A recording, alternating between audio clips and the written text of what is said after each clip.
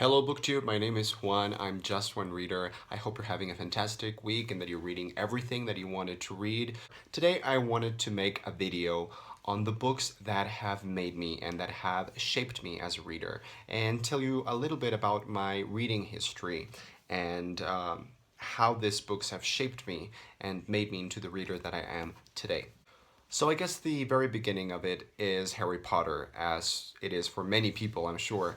It all started when I was 7 years old. It was 1998, and Harry Potter had just arrived to Mexico. So I started reading Harry Potter because my mom pretty much forced me to do it, and I really thank her for that because it was insta-love. So I started reading Harry Potter, of course, in Spanish, and this is one of my Spanish copies. This is the Goblet of Fire, and this is the original first edition.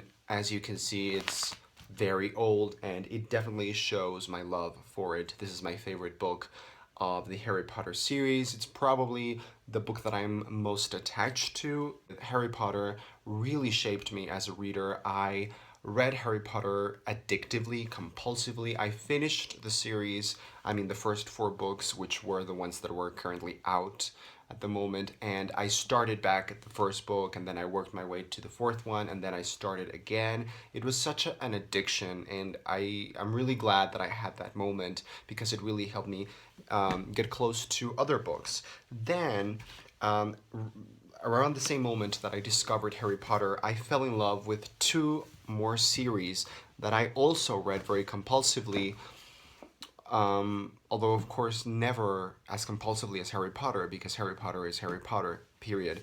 But I started reading simultaneously the series of Unfortunate Events by Lemony Snicket and the Narnia, Chronicles of Narnia by C.S. Lewis. This is also my original Spanish copy of The Lion, the Witch, and the Wardrobe. And eventually, of course, I read them in English. This is my beautiful Narnia bind-up. And the series of Unfortunate Events might be the first series that I read in English, or just the first books I ever read in English. They were very thin and they were age appropriate in terms of they were easy to understand for me. I was probably about 10 years old when I read this series, and I could understand it. The English in here is not very complicated, and it really helped me learn a lot of English because if you've read this series, you know that something that's really fun when you're young and reading it is that it makes you feel so clever and like you're discovering and learning so much. Another book that made me was the Artemis Fowl series by Owen Colfer. Again, this is a series that I only read in Spanish. I never read these books in English, and I love them. I was so in love with just the concept of this genius Irish posh boy, and he's dealing with fairies and this kind of underworld of magic and fairies and the science, and they were so action packed that again I read them compulsively.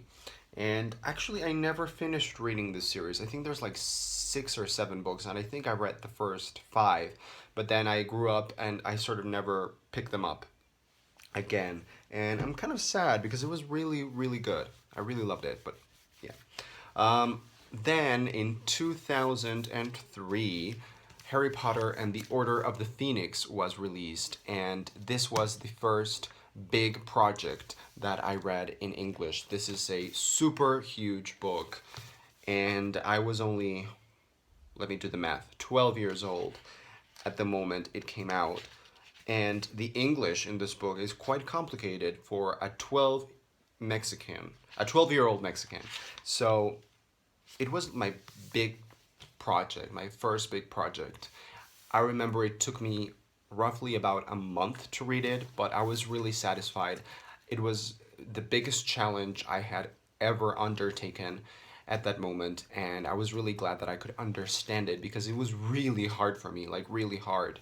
Um, and then, probably around the same time, I read The Secret of Platform 13, which is by Eva Ibbotson. This is my English copy, which, by the way, I haven't read yet. I am planning on reading it but I read it in Spanish, and this is one of those quirky, whimsical reads that I think many people haven't discovered, and I think many people would really enjoy. People who, like me, enjoy whimsical, playful, literary children's fiction. I think they would really enjoy it. It's about, well, I'm just going to read the back for you. It says, under platform 13 in one of London's busiest train stations is an old doorway, but behind it is the entrance to a magical kingdom, an island where humans live happily with mermaids, ogres, and other wonderful creatures.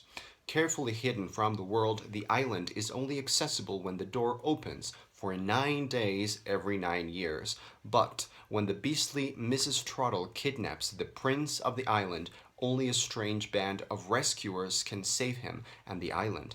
Can an ogre, a hag, a wizard, and a fae really sneak around London unnoticed?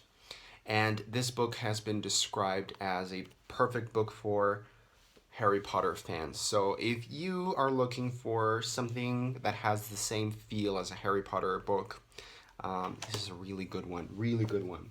And then the last books that I'm going to discuss in this video are from the age of about like from 10 to 15. These are books that I read from the age of 10 to 15 years old. And the first one, which I haven't mentioned, I don't know why, is my favorite book of all time. This is the book that is just my go-to answer whenever someone asks me what's my favorite book. I always say this one because it certainly is, I think, the book that fits that description for me.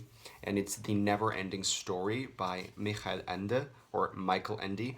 And this is again my Spanish copy, but I picked this one to show you guys because it's the most beautiful book you'll see.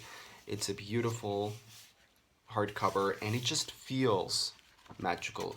It feels special. It has this in papers, and it has this illustrations. Every chapter begins with a letter of the alphabet, and it has an illustration of that letter. It's just a beautiful book, and I'm sad, really sad, that I never see it mentioned on BookTube because it's my favorite book. I have also read it many, many times throughout my life, and you can see that because it look. Another book or series is my favorite trilogy of all time, which is his Dark Materials by Philip Pullman.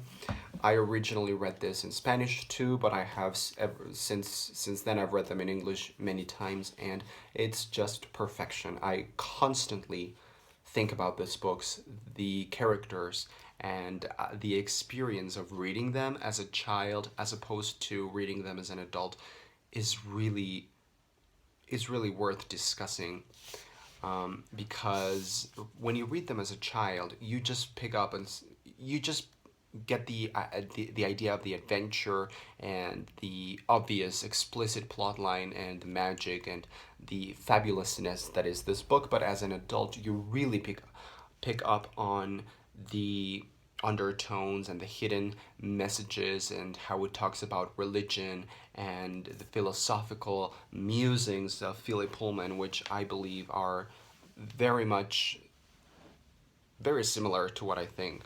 So this is a book that really resonates with me, and it's my favorite trilogy of all time. And this is the Everyman's Library edition, which is my favorite edition of all time. So beautiful. Another book that shaped me was Stephen King's Salem's Lot. This is my favorite horror novel. I loved how I felt like I was reading something extremely literary, but at the same time, it was so action-packed and so horrifying. And ever since I read this book, I've been in love with Stephen King's writing. I try to read at least one Stephen King book a year, which is nothing because he's like the most prolific writer we have today, or one of the most prolific writers. But I really enjoy reading Stephen King because of that experience. Another book that shaped me when I was very young, I read The Da Vinci Code. I was probably 12 years old, 13, around the time when I read this. And this is a book that shaped me because it showed me that it was possible to not sleep because of a book. And I just stayed up all night reading it. Literally, I finished it in like 12 hours. I was fairly young to be reading this, but I was just so enchanted with this experience of feeling clever about a book and not being able to stop reading. And the last book I'm going to mention today is a book that is probably also in my top 3 favorite books of all time. It's a book that is originally in Spanish, and many people on BookTube have read it recently and loved it, and it's just such a wonderful gem of a book. And it's The Shadow of the Wind by Carlos Ruiz Zafón. Like I said, this is originally in Spanish, so I've only read it in Spanish. I have no desire to read it in English because the language is in Spanish. I don't know about the translation, but in Spanish, the language is exquisite. I just love it. I can read this book compulsively too because of the writing, because you can just taste the words. And it's also a book about books and readers and writers and the love of literature. And yeah, so if we can find a thread or a common theme on the books that I've mentioned today. And I just wanted to say that being a Mexican reader is weird because it's a weird identity. Maybe I should do a separate video on this, but I just think that looking back on my history, I started reading in Spanish, obviously, because I always my world is in Spanish, but I started reading in English when I was around 10, 11, and I just felt like a complete world opened up for me. And all the books that I read now are in English. I very rarely read something in Spanish. And just it's so shocking what learning a language can do to you. If I hadn't learned English, I wouldn't be the reader that I am today. So that's just really interesting to compare my reading identity to other people that I know and who don't speak English, don't read English, and they don't have access to these books. Of course, they have translations and they have, they can read. I mean, all the books that I mentioned today have been translated to English or Spanish, um, I think. But it's never the same. I mean, reading a book in its original language, English in this case, is just the best thing that you can do. And I feel like if you read it in a translated version, even if it's a good solution, it's never the same. Um, but yeah, maybe I should do a separate video on this. So I will see you on the next video, guys. Thank you very much for watching.